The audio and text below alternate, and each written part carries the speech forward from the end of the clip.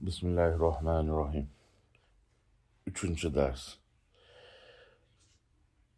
Bunday baxtga erishmoqlik Alloh taoloni borligi va birligiga iymon keltirishdan boshlanadi. Iymon tilda aytilishni o'zi bilan komil bo'lib qolmaydi. Buning uchun tilda aytilgan narsa amalda tasdiqlanmog'i shart. Bu esa oson ish emas. Shuning uchun ham aytish oson, qilish qiyin degan hikmatli so'z o'tmishdan bizgacha saqlanib kelgan. Iymon islomning asosi bo'lib, insonni Alloh taoloning buyruq va taqiqlariga qay darajada amal qilishi uni iymoniga bog'liq bo'ladi. Alloh taoloning buyruq va taqiqlariga to'liq amal qilish uchun inson komil iymon egasi bo'lishi kerak. Mehribon va rahimli Alloh bizga qanday qilib komil iymon egasi bo'lishni yo'lini ko'rsatib berdi. Qur'oni Karimda aytiladiki: Ey Muhammad alayhissalom, siz o'zingizga nozil bo'ladigan Qur'onni barcha mavjudotni yaratgan zot bo'lmish Parvardigoringiz nomi bilan boshlab o'qing. U insonni lahti qondan yaratgan zotdir. O'qing, sizni Parvardigoringiz insonga qalamni, ya'ni yozishni, xatni o'rgatgan o'ta karamli zotdir. U zot insonni uning bilmagan narsalarini o'rgatdi. Moida Alaq surasi 1-5 oyatlar. Bu hayoti dunyo faqat bir nafaslik o'yin kulgidir xolos.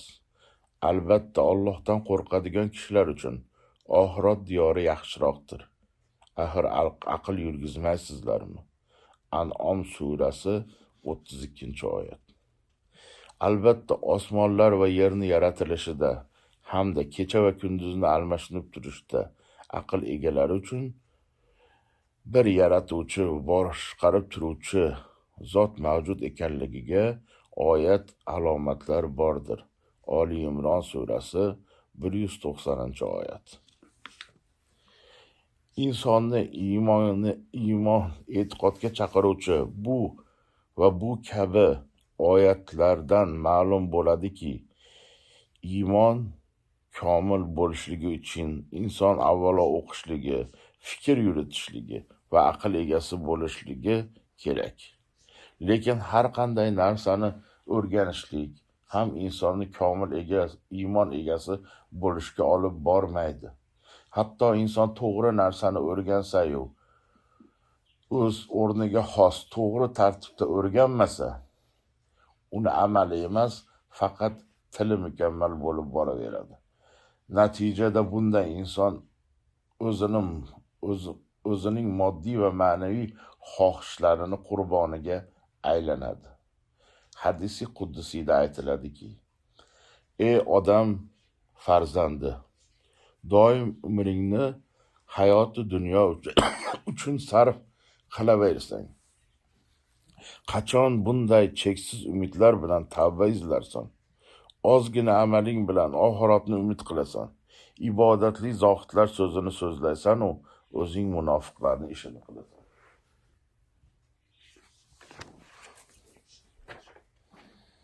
Shuning uchun ham ayni bugun zarur bo'lgan narsani o'rganishlik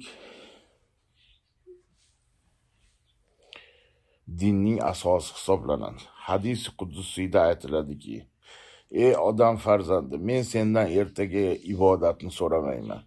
Bas sen ham menga ertagalik rizqingni so'rama.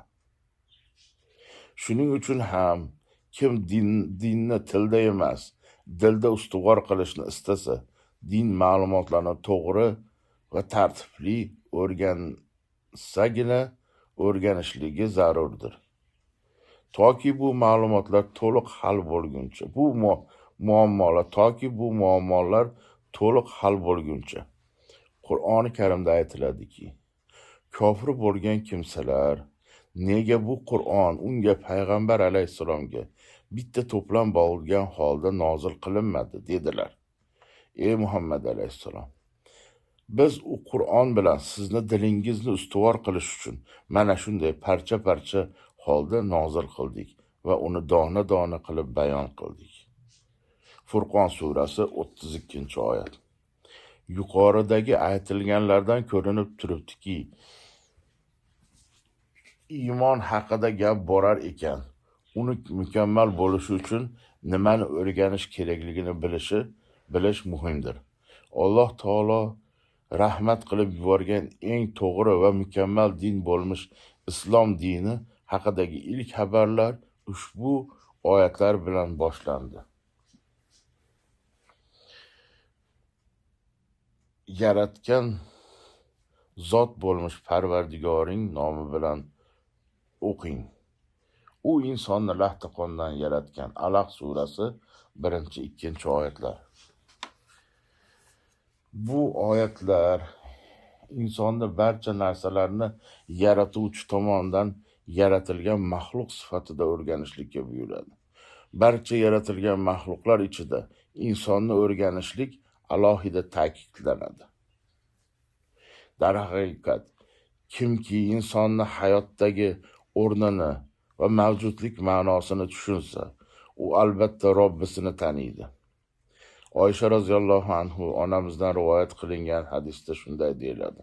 Oysha roziyallohu anhu onamiz Payg'ambarimiz Muhammad sallallohu alayhi vasallamdan so'radilar: "Ya Rasululloh, inson qachon Robbisini taniydi?" Payg'ambarimiz Muhammad sallallohu alayhi vasallam javob berdilar: "Qachon o'zini tanisa."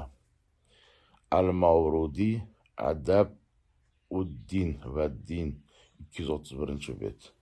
Shuning uchun ham kimki bugun o'z iymonini zaif deb bilsa va uni mehribon va rahimli Alloh ko'rsatgan yo'l bilan kuchaytirishni istasa, u avvalo o'zini hayotdagi o'rnini va mavjudlik ma'nosini o'rgansin.